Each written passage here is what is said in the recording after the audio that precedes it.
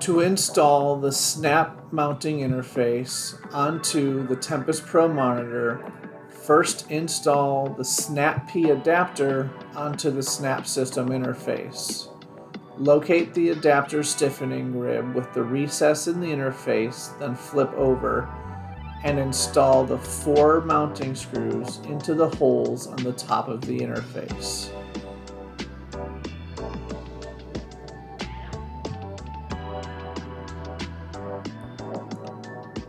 When all 4 screws are installed, tighten them using an Allen wrench to complete the assembly of the Snap P adapter onto the mounting interface.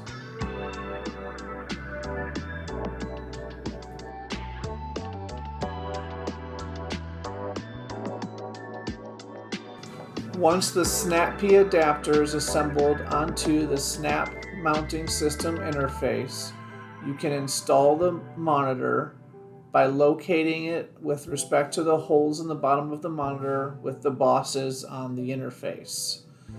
Then use the clips provided to snap the monitor onto the interface and then secure using 2 screws on the bottom.